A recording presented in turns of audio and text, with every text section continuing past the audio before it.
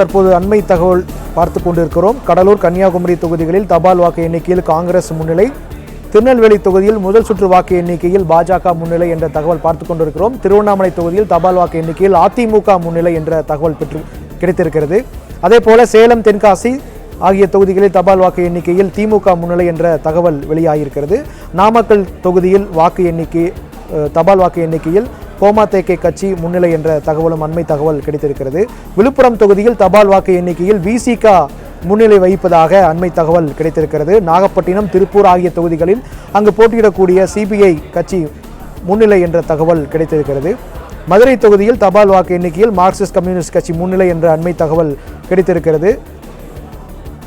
தருமபுரி தொகுதியில் முதல் சுற்று வாக்கு எண்ணிக்கையில் பாமகவின் வேட்பாளர் சௌமியா அன்புமணி முன்னிலை என்ற தகவல் தற்பொழுது வெளியாகியிருக்கிறது. தொடர்ந்து விறுவிறுப்பான தேர்தல் முன்னிலை நிலவரங்கள் வெளியாகி கொண்டிருக்கிறது.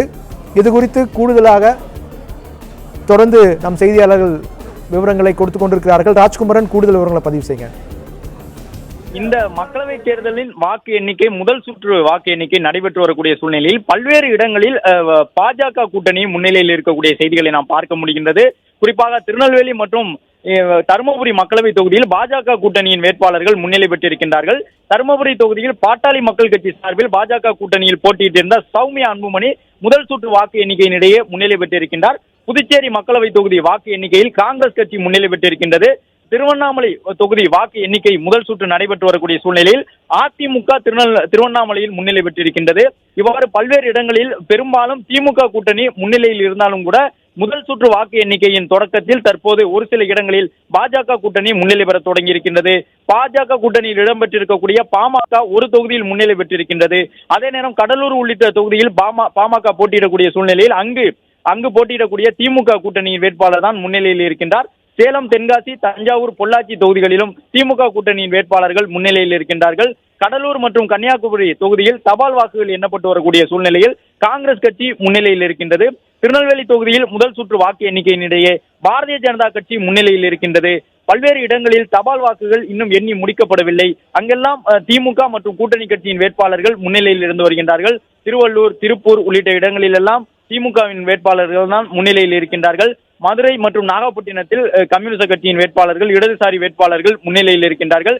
காங்கிரஸ் கட்சியினுடைய வேட்பாளர் சுமதி மயிலாடுதுறையில் முன்னிலையில் இருக்கின்றார். அதேபோன்று ராமநாதபுரம் மக்களவை தொகுதியில் தற்போது வரை பாஜக கூட்டணியின் வேட்பாளராக இருக்கக்கூடிய சுயேட்சை வேட்பாளர் ஓ பன்னீர்செல்வம் அங்கு அவரும் கடும் போட்டியை ஏற்படுத்தக்கூடிய வகையில் அவருடைய வாக்கு எண்ணிக்கையும் முன்னிலை நிலவரத்தை ஒட்டி அமைந்திருக்கின்றது. திருநெல்வேலி தொகுதியில் தற்போது பாஜக தான் முன்னிலையில் இருக்கின்றது. கன்னியாகுமரி தொகுதியில் பாஜகவினுடைய முன்னணி வேட்பாளர் பொன் ராதாகிருஷ்ணன் போட்டியிடக்கூடிய சூழ்நிலையில் கன்னியாகுமரியில் காங்கிரஸ் முன்னிலை பெற்றிருக்கின்றது. சிவகங்கை தொகுதியில் காங்கிரசினுடைய வேட்பாளராக கார்த்திக் சிதம்பரம் போட்டியிடக்கூடிய சூழ்நிலையில் சிவகங்கை தொகுதியில் காங்கிரஸ் கட்சி முன்னிலை பெற்றிருக்கின்றது. சேலம், நாமக்கல் உள்ளிட்ட இடங்களில் கொங்கு மண்டல பகுதியிலும் திமுக தன்னுடைய முன்னிலையை தொடங்கி இருக்கின்றது.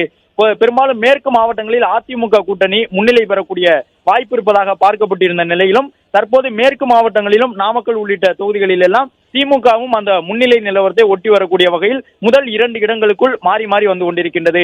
திருச்சி தொகுதியில் வாக்கு எண்ணிக்கை நடைபெற்று வரக்கூடிய சூழலில் அங்கு மதிமுகவினுடைய வேட்பாளர், திமுக கூட்டணி வேட்பாளர் துரை வைகோ தொடர்ச்சியான முன்னிலையை பெற்றிருக்கின்றார். அதிமுக சார்பில் போட்டியிடக்கூடிய வேட்பாளர் கருப்பையா பின்னடைவை சந்தித்திருக்கக்கூடிய சூழ்நிலையில் முதல் சுற்று வாக்கு எண்ணிக்கையில் மதிமுக வேட்பாளர் துரை வைகோ தொடர்ந்து முன்னிலையில் இருக்கின்றார். அதேபோன்று பெரம்பலூர் மக்களவை தொகுதிக்கும் நமக்கு கிடைத்திருக்கக்கூடிய விவரங்கள், அங்கு திமுகவினுடைய வேட்பாளர் அருண் நேரு தொடர்ந்து முன்னிலையில் இருந்து வருகின்றார். ஒரு சில தொகுதிகளில் மற்றும் நாகப்பட்டினம் உள்ளிட்ட இடங்களில் இன்னும் முழு விவரங்கள் கிடைக்கவில்லை. அங்கு வாக்கு எண்ணிக்கை தொடங்குவதில் தாமதம் ஏற்பட்டிருக்கின்றது. அதே நேரம் பாட்டாளி மக்கள் கட்சி சார்பில் போட்டியிடக்கூடிய வேட்பாளர் சௌமியா அன்புமணி தபால் வாக்குகள் எண்ணப்பட்டு முதல் சுற்று வாக்கு எண்ணிக்கை நடைபெற்று வரக்கூடிய சூழ்நிலையில் தருமபுரி மக்களவை தொகுதியில் பாமக தன்னுடைய முன்னிலையை தொடங்கி இருக்கின்றது. விழுப்புரம் தொகுதியில் தபால் வாக்குகள் எண்ணப்பட்டு வரக்கூடிய சூழ்நிலையில் விடுதலை சிறுத்தைகள் கட்சியினுடைய வேட்பாளர் முன்னிலையில் இருக்கின்றார். அடுத்தடுத்து சிதம்பரம் தொகுதியினுடைய முன்னிலை நிலவரங்களும் நமக்கு கிடைக்க வருகின்றன. அதையும் பதிவு செய்ய இருக்கின்றோம். தற்போது அளவில் தமிழகத்தின் பல்வேறு இடங்களில் கிட்டத்தட்ட 30க்கும் கூடுதலான இடங்களில் திமுக கூட்டணி கட்சியின் வேட்பாளர்களும் முன்னிலையில் இருந்து வரக்கூடிய சூழ்நிலையில் ஒரு சில இடங்களில் திருவண்ணாமலை உள்ளிட்ட இடங்களில் அதிமுக வலிமையான போட்டியை தரக்கூடிய வகையில் அவர்களும் முன்னிலையில் இருந்து வருகின்றார்கள்.